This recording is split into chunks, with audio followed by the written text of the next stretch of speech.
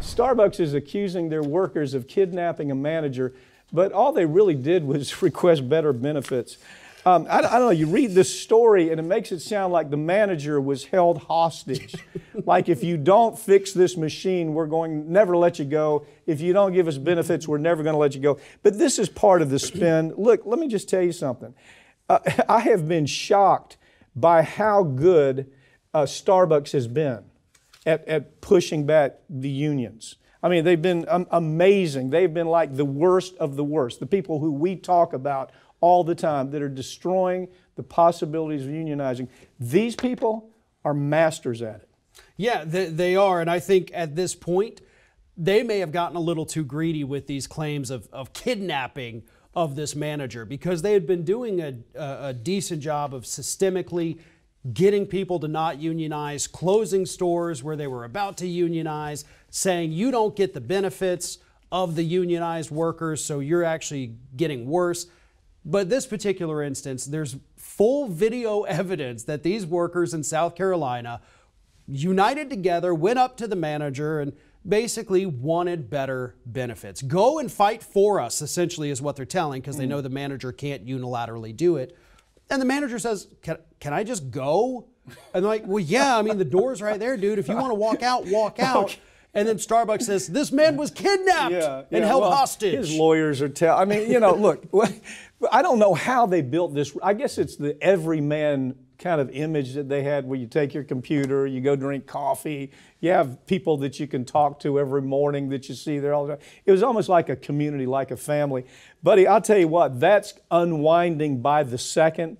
And right now, these folks are regarded, really, if you take everybody who's union busting, Amazon, the whole bunch of them, these people have the imperial data on how to go about doing that. It is truly disturbing. And, you know, again, we're seeing a big union push here in the United States today, which is wonderful, something we haven't seen since the 70s. And companies like Starbucks, companies like Amazon, they want to do whatever they can to keep the workers down. And they've made it clear to some of these people that have given 15 years of their life, firing them for no reason, saying, guess what, you're expendable. You want to start a union, we'll just bring in the next person up. Wasn't this company regarded at one time as the woke company in the world? the woke company. Well, this is part of their wokeness. Social media sites recently shut down a number of pro-America fake news accounts. This is such a crazy, attacking Russia and China. Okay, I guess I love this story because the irony is just so thick. The irony is that the U.S. government created fake news media.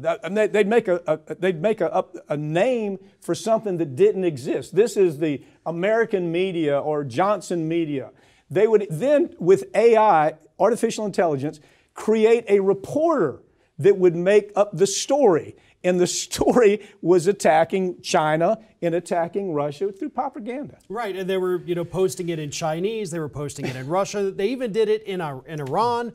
And what they didn't just create the fake name, they created fake people to share it on social media. So what they did was they went through Russian dating sites online, they went through Chinese dating sites, they pulled pictures of people that they thought, this is a very attractive person. We put them, this is now our writer and our sharer online, totally fake, but because people saw, oh, well, it's a pretty face, I like what this story is saying, and that's how the propaganda works. And this is exactly, of course, what not we said, but everybody said, well, that's what Russia did in 2016. We've been doing it over there since 2012, this report says. Well, actually, the report says that. This has been coming up for a long time. Right. This has been coming up for a very long time. We are the masters of propaganda. And so, but when we now, what I love about the story is it's a good sign that social media, that the tech industry says, hey, we're going to do the same thing to the U.S. government when they do bad. I love that part of this because it surprised me. The tech industry is so beholden to the government. Yeah. And when the tech industry says, no, this is so bad, where you've created it's not a fake news issue. It's a fake source issue. They're making up newspapers. They're making up TV stations. They're making up reporters. They're taking celebrities and then taking AI, messing with their face and making them look like they're a real reporter, and then sending that all over China and Russia. And what they did, and I got to tell you, from a propaganda standpoint, it's actually kind of genius. It is. So they would take articles like from the BBC or actual reputable news sites. Yeah. They copy the entire article and they put it in a new document.